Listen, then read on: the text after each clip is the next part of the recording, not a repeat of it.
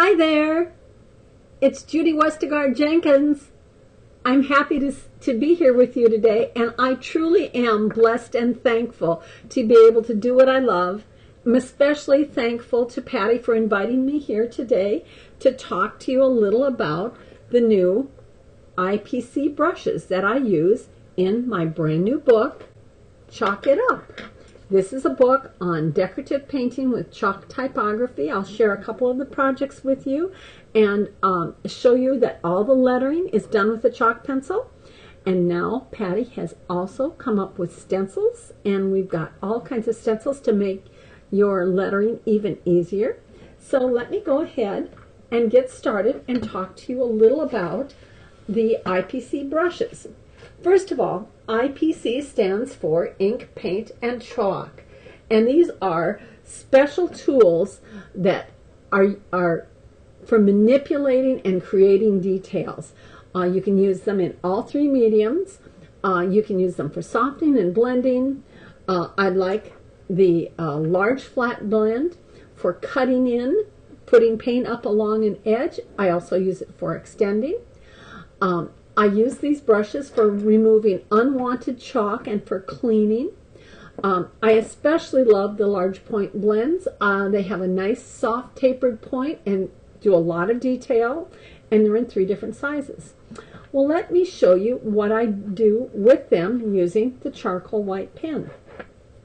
How many times haven't we accidentally used a charcoal pen and sprayed it and it became permanently affixed to your piece, and you didn't want to do that?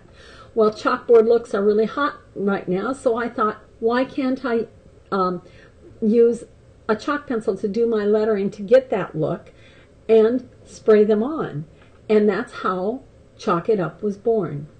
Okay, I want to show you one of my projects from the book, and I'm going to demonstrate how I do the chalking. Get that out of the way.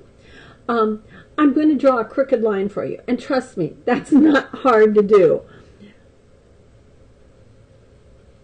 See, I've got a little wavy line going on there. I don't necessarily like to use a ruler. I think I get a much more interesting look if I freehand my line work.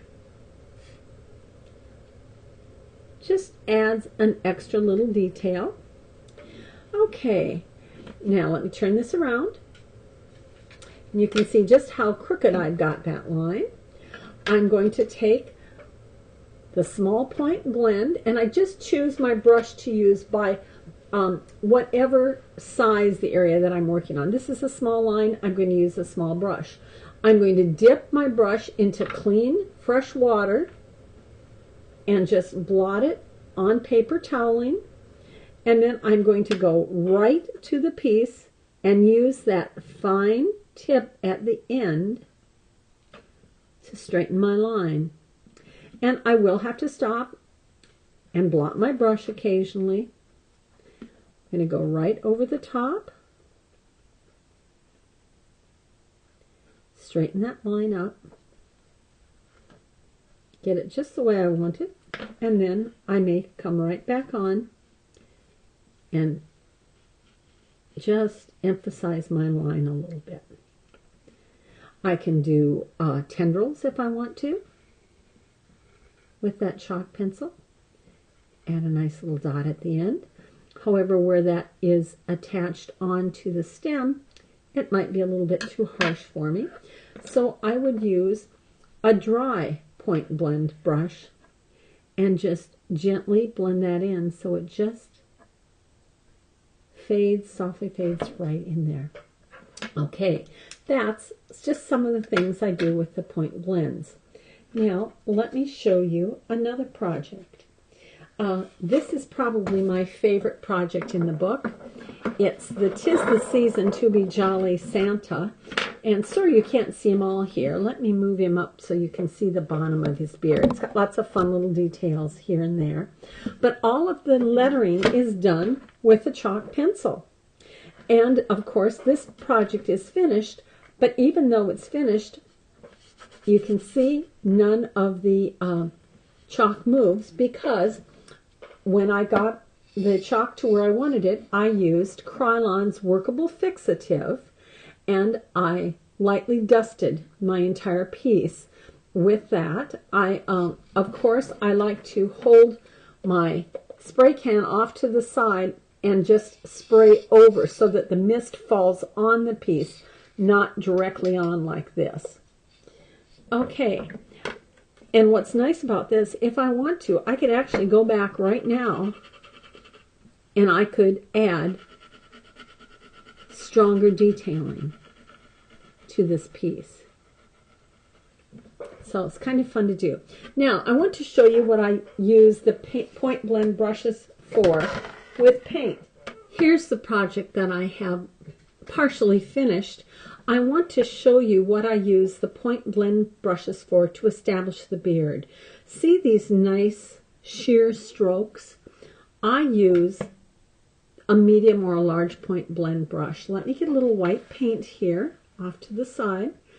And because these are so different than any round brush you've seen us use in decorative painting before, you can see they hold a lot of paint. They're not meant to be a stroke work brush in particular. I can stroke with them, but I want to try to do a comma stroke with them. But I'm getting a nice sheer coat of color, and that brush holds a whole lot of paint. A little bit more water. And I start by actually laying in some of the beard with the point blend. I have a little bit much on this one, but I can get a nice blend of color. Okay. Really is a nice way to add the paint underneath, or adding a few more strokes of color on top of the beard. These are dry, but I want to show you how I do some detailing. I'll come in with the chalk pencil and draw some of the lines on Santa's beard, her little hairs. Ah, fingernails on a chalkboard, huh? Reminds you of elementary school. Now, I've actually placed a couple of those on, and I'm going to go and use the small detailer foam, and I'm going to just blend those in. And it's going to look just like I did them with my liner brush. This is the small foam detailer. I'm using the dark. You can see how it diffuses the chalk. I think this area will show pretty well how that diffuses. See those little spatters that I have here and there at the very bottom? I've got a few spatters of chalk. I'm just going to use the medium angled cut brush to soften those. And sometimes I'll go right over my lines, and that softens them right in. So I can do lots of manipulating with that small foam detailer. Let's take a look up at the top of the hat. You can see I've started putting a few little fur lines coming up from the brim, and I'm just going to add a couple more to show you.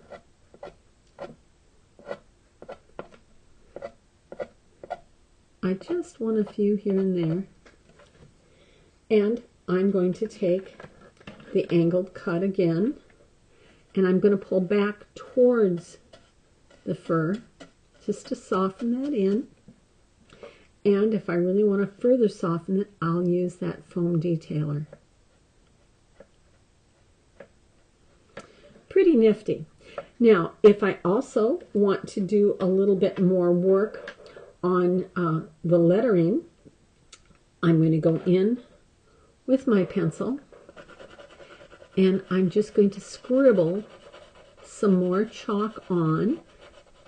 There's a couple of ways you can get a stronger white. One is just by placing your first coat on, putting Workable Fixative on, and then going back with your chalk pencil for the second time. Or here's another fun hint that came from my friend Kathy Hansen from General Pencil. I just dip the tip of my brush into water, blot it on the towel, and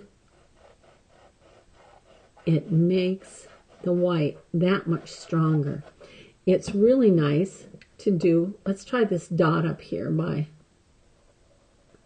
the letter, and you can see just how strong that makes everything become. Oh, there, I've done a great mess on that dot.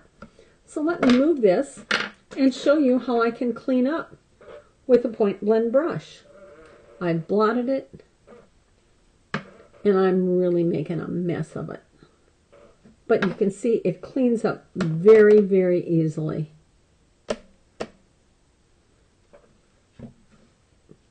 Just like with acrylic paint, you always need to use fresh, clean water.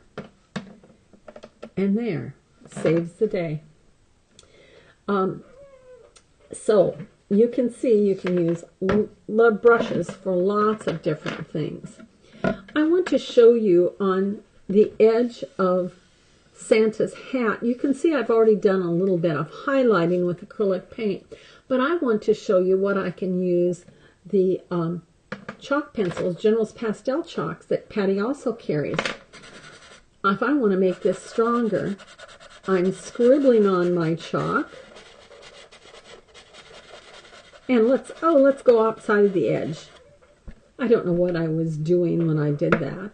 I was probably talking on the phone and not thinking about what I was doing. But we'll pretend that I want to take that off. I'm going to put a little bit of white chalk. Lighten that up a little bit. And I'm even going to pick up a little bit of canary yellow.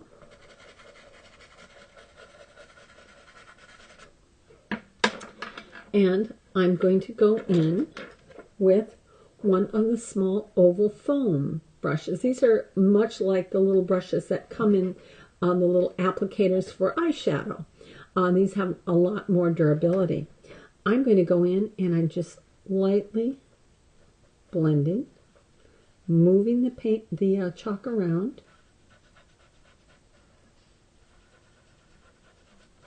Then I can go back and add a touch more.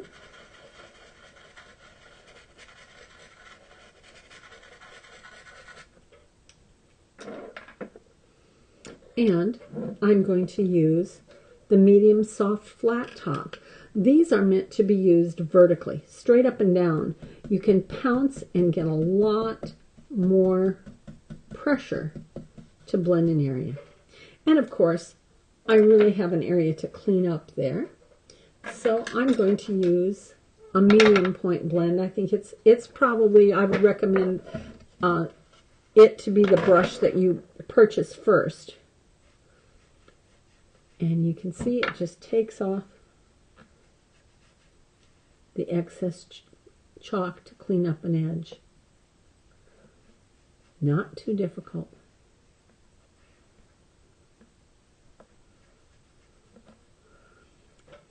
Okay, let me set this aside and show you a couple more things.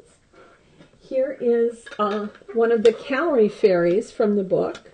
Count the memories, not the calories. I did all the little polka dots on the wooden spoon, as well as all the way around the outside edge, using a chalk pencil. And again, this is one of those spots where I can go in and intensify any of the little polka dots, touch them with a finger to soften them, or I can go in with one of the brushes and soften that as well. Okay, they're kind of a fun little project. And you can see I did a lot of the highlighting on the face using a chalk pencil. Let's do a little bit right across here on her face, a little bit on her forehead. A little bit will go a long ways. And I'm going to go in with that I think this time I'm going to go ahead and use the deer foot. And that I don't use quite as much pressure with. I can sweep that around. I can use either the top of the brush, that nice chiseled edge, or I can use the side of the brush too to manipulate the paint. These are a nice blend of hair, so you really don't have to worry too much about damaging these brushes. And finally, I'm going to use the large soft oval mop. And that will take off any excess chalk that might be on it. So that's one of the Calorie Fairies and a couple more of the brushes. Finally, I want to share a really fun project. This is the Be Merry Santa. And this is done on canvas. So, you know, you can use the chalk pencils on just about any surface. I'm even experimenting with them using clear chalkboard paint and the chalky finish for glass paints. So be watching for that soon. Here you can see I've done all the little detailing on the hat with the chalk pencil. I've done lots of little lines here and there. I've done all the stars in the background. And let me fold this down so you can see all the detailing. All of the stroke work is done with the chalk pencil. And I simply color it in and use my IPC brushes for softening and cleaning up.